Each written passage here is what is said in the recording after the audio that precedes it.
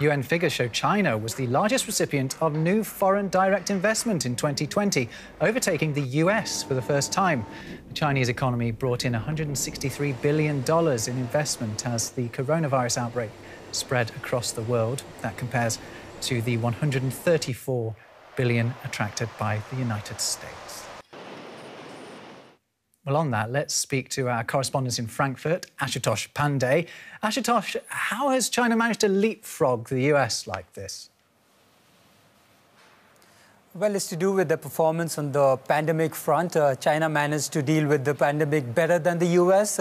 It got the economy running fairly quickly, and that's the reason why it emerged as one of the, in fact, the only major economy to register positive growth. US, on the other hand, has struggled to control the pandemic and actually has seen a slump in its output. And that's also the case in Europe here.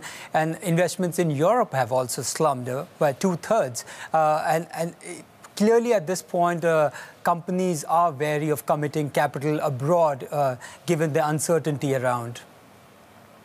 Trade relations between the US and China are expected to be on the agenda when Chinese President Xi Jinping speaks at the virtual Davos Agenda event a bit later on. What sort of tone are we expecting him to strike? Well, he's certainly going to reach out to the Biden administration and try and rebuild and restore those ties which have actually been broken, increasingly strained under former President Trump.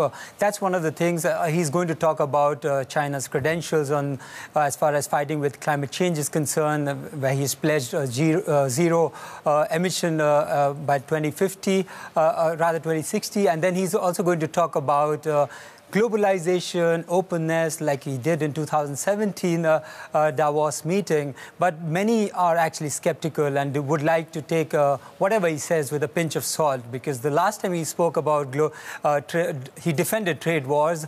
He actually initiated one against Australia a few years down the line. And also he spoke about openness, but he went on unfairly propping up state-owned enterprises. And clearly there was no openness as far as investments are concerned. So, yes, these are the few talking points that people are going to look out for. Could be very different this time round. Ashutosh Pandey, thanks for joining us.